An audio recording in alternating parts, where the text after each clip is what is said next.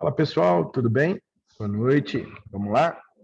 Teve alguns alunos aí que me mandaram mensagem, né, falando sobre as tarefas, né, que ainda precisa fazer, né, que estão pendentes, e aí eu fiquei de gravar mais alguns videozinhos, vamos lá. Já foi dois, né, tem dois lá na lista de vocês que vocês podem estar utilizando, né, para fazer é, a atividade um, né, no caso, situação um, atividade um, situação um, atividade 2, tá? Então, agora a gente vai ver a situação um, atividade 3, beleza? Eu vou compartilhar a telinha aqui, só para a gente entrar na mesma linha. Primeiro, eu vou colocar aqui para vocês sobre a atividade 3, que fala sobre níveis de estoque, tá? O porquê é importante analisar o estoque de uma empresa, no caso. Inclusive, existem alguns pontos aqui que vocês que tem na atividade lá, e aí vocês precisam estar trabalhando, tá? O primeiro ponto que está no materialzinho da web, tá? Vocês têm que acessar o material lá para poder entender, mas eu também vou deixar aqui um exemplo para vocês, tá? Para mostrar. Vocês vão, depois de analisado todo o contexto da situação de aprendizagem, que ela começa lá no início, com aqueles relatórios, enfim, melhorias que precisa ser feito, vocês vão analisar o lead time. O que é o lead time? Lead time é o tempo, né, aonde o cliente quer o produto, a empresa ela faz e até onde ela percorre para estar disponível para ele. Esse é o lead time, tá? Falando aí um pouco mais de forma mais simples para vocês, para que vocês entendam. Então, o lead time é o tempo que se leva para repor a mercadoria para o cliente comprar ela, tá? Então, a gente precisa analisar isso. As empresas hoje, elas levam isso muito a sério, porque isso é política de estoque, né? E a política de estoque hoje, dependendo do tipo de negócio que você tem, ela pode vir a quebrar uma empresa, tá? Aplicar níveis de planejamento de suprimentos. A partir do momento que você determina o lead time seu de forma adequada, você vai passar a ter um planejamento de suprimentos mais assertivo. Por quê? Porque você está conseguindo já fazer uma previsão, tá? A longo prazo, né? Falando não longo, mas falando ali médio prazo, de como você vai fazer as compras, como você vai direcionar compra de matéria-prima, enfim, para poder fabricar o produto, tá? O interessante disso é que quando você entra no planejamento de suprimentos, é você entender sobre estoque de segurança, tá? O estoque de segurança, estoque mínimo, estoque máximo, né? Isso também varia de empresa para empresa. Existem empresas que elas preferem trabalhar com estoque devido à demanda variável que existe no mercado, tá? Existem empresas que preferem trabalhar sem estoque, ou prefere trabalhar com o chamado estoque itinerante, ou seja, o estoque no próprio fornecedor. Tá? Hoje, muitas empresas estão trabalhando assim. Eu não tenho estoque de produto dentro da minha empresa. Isso faz com que você tenha uma economia relacionada a espaço e movimentação, onde você vai precisar de menos equipamentos e menos pessoas, tá bom? A partir do momento que você faz isso, com o consumo já equilibrado, você consegue criar um ponto de compra, né, que é o ponto de ressuprimento. Conforme você tem uma reserva ali para você poder repor esse produto, né, essa reserva que sobra no estoque, ela faz com que esse material não acabe. E aí você não tem uma ruptura na sua produção. Ruptura na produção também é ruim, porque quando você fala em ruptura, você está falando de parada. Quando você para de produzir, você ainda continua tendo custo com isso, fora outros custos adicionais que vão aparecendo ao longo do tempo, tá? O porquê deixar o mínimo ali com o estoque de segurança? Caso ocorra alguma coisa nesse intervalo, onde essa mercadoria ela tem que vir, você tem o estoque de segurança que vai suprir essa necessidade, tá? Muitas vezes as empresas elas deixam o estoque de segurança mínimo de forma igual para poder estar sendo utilizado, tá? Mas quando você tem uma movimentação muito grande de mercadoria, você tem que ser muito você tem que ir muito no ponto, né? Ser muito assertivo ali na hora que você faz solicitação, enfim, reposição de mercadoria. Por isso que a área de suprimentos de uma empresa ela é muito importante, tá? A implantação de lote econômico, quando a gente fala lote econômico, a gente está falando do famoso leque, né? que é o lote econômico de compra, que é a quantidade que a gente precisa comprar baseado na nossa média histórica, tá? Toda empresa ela tem uma variável, né, de consumo durante o período, uma variável de mercado que hoje é normal, existem épocas do ano que você vende mais, existem épocas do ano que você vende menos, né? Mas você tem sempre uma média. Quando você tem uma empresa que já tem alguns anos rodando, você consegue criar esse histórico. As grandes empresas, elas trabalham nesse formato. Hoje, no Brasil, as médias empresas já estão partindo para isso, porque elas viram que há uma vantagem competitiva no mercado, tá?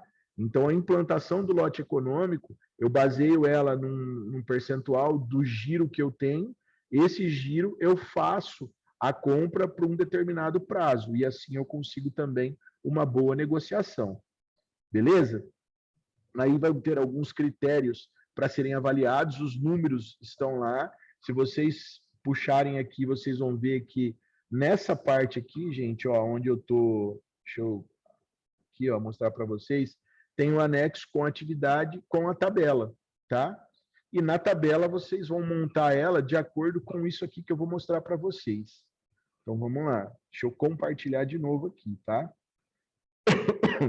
Desculpa, gente, tô com a garganta um pouco ruim aí. É essa aqui, beleza? Vamos lá. Aqui, gente, tá a atividade bem explicadinho, tá? Para aqueles que estão vindo na aula, né? A gente está compartilhando o material conforme o pessoal está vindo aí. E lembrando que da importância, né, de vir na escola. E aí, cada professor agora, dentro do estado das escolas, estão ajudando, né, outras unidades, ou nós estamos nos ajudando mutuamente. E aí, um professor, né, ali da região da Grande São Paulo, ali, compartilhou esse material bem detalhado, tá? Ali para vocês, para que vocês possam desenvolver a atividade. Ele chama Ricardo Katsumata, tá?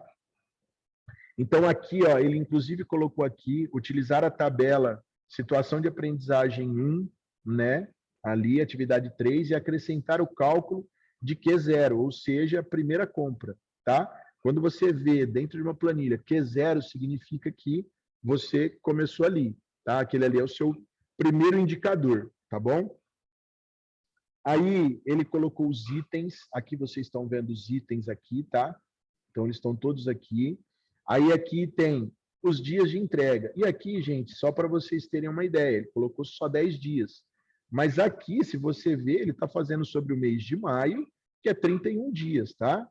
Aí ele está colocando que o lead time do fornecedor dele, ou seja, o quanto tempo o fornecedor dele precisa para enviar essa mercadoria, para estar disponível, para ele poder continuar a fabricação de pão francês, das coisas que ele faz ali nessa, é uma padaria, tá ali.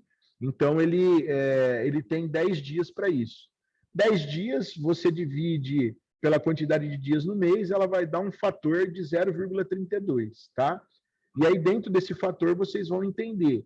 A tabelinha, ela ficou bem interessante porque ela te dá alguns números, né, para a gente poder trabalhar. Então, aqui, ó, do pão francês, ela dá o consumo, um item só, os outros itens são iguais, tá? Então, ela te dá o consumo de 10 dias, depois ela te dá uma média. Então, eu tenho o consumo de 10 dias e aí eu criei uma média. Por dia, minha média é 353. Ah, professor, mas quer dizer então que no dia 1 vai sobrar? Vai sobrar. Só que no dia 2, ó, você vai consumir, no dia 3 vai sobrar, só que você está vendo, ó, 353 por 450, você vai utilizar aquela sobra dos dias anteriores. Ó, 600, você vai utilizar aquela sobra dos dias anteriores. E assim você não corre o risco de ter ruptura, comprando pela média, tá? Porque é uma variável mais assertiva para você. Aí outra situação, qual que é a minha quantidade do mês? Como que eu faço esse cálculo? Como que eu consigo achar? A partir do momento que eu conseguir achar a média, né, disso, eu vou conseguir, através da média, multiplicando pela quantidade de dias, e aí vocês têm aqui, ó, aqui na setinha aqui a quantidade de dias, eu vou multiplicar e vou achar esse valor, tá? Muitos de vocês, gente, alguns de vocês me perguntaram aí, eu fiz o cálculo e o cálculo não bateu. Não é para bater mesmo, tá? para vocês descobrirem o valor que vai dar. Vai ter uma variável em cima de alguns valores aí que foi colocado propositalmente para ver se quem estava fazendo aí está prestando atenção. Então, inclusive, eu dei um spoiler aqui, eu estou dando uma dica, beleza? Então, vamos lá. O meu estoque mínimo, o meu estoque de segurança, o meu ponto de ressuprimento, a minha quantidade anual, que é a quantidade mensal multiplicada por 12 meses, ou a minha quantidade média multiplicada por 365. Aí, vocês podem utilizar os dois fatores de cálculo aí, tá? O meu lote econômico de compra, ou seja, qual é a quantidade mínima que eu preciso estar repondo para determinado período ali, tá?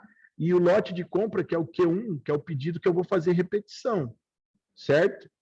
E aí, como que eu consigo achar o meu lote de compra, né? Aí ele deixou uma fórmula aqui, onde vocês vão fazer o M3 vezes o D9 mais 2 vezes N3. E aí vocês vão conseguir achar o valor desse lote de compra Q0, tá bom? Então vamos lá. Feito isso, gente, vamos montar os dados com a planilha. O que são esses dados? Nos 10 primeiros dias, vocês vão fazer uma tabela com 31 dias, tá?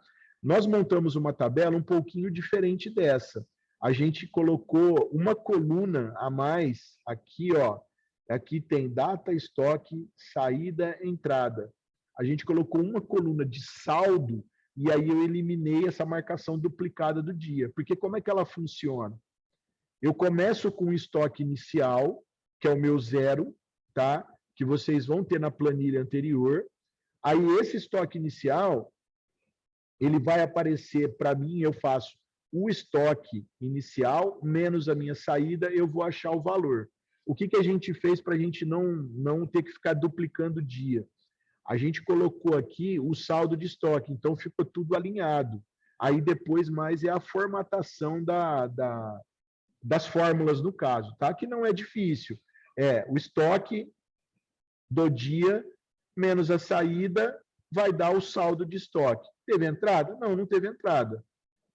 Aí fala, professor, mas e quando tiver entrada? Quando tiver entrada, vocês vão fazer o estoque, que é o que sobrou, vocês vão fazer a saída da mercadoria no dia e vão somar com a entrada, tá? No caso aqui, ó, tem até um exemplo aqui, no 10º dia, como o lead time é de 10 dias, no 10º dia eu starto para suprimento faz a compra e a reposição. Esse seria o chamado Q1, tá? Q0 é o meu inicial, Q1 é minha primeira compra, certo? E aí eu vou trabalhando com isso. Aí é o seguinte, o que modifica depois do 10º dia? Depois do 10º dia, eu não tenho mais a variável de consumo. Eu tenho o consumo médio que eu vou colocando como saída de mercadoria, certo? Então, a partir do 10º dia, vocês vão ver aqui, ó, a partir do 11º dia, já sai dentro da média. É a média da demanda, até está marcado aqui, ó, média da demanda. Então, é 353. Quando ela chegar, como está escrito aqui, ó, na quantidade, quando ela chegar no ponto de ressuprimento, eu ia falar na quantidade do estoque máximo, mas não é.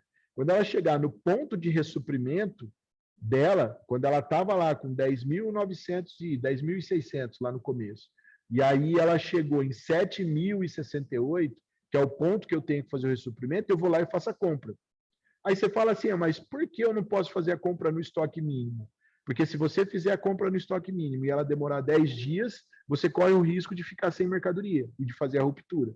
Por isso que não se faz. Por isso que ponto de ressuprimento, geralmente, ele é baseado em cima do estoque máximo. Porque aí você tem aquela variável, né, entre o máximo e o mínimo para essa mercadoria chegar, depois o meu estoque sobe de novo.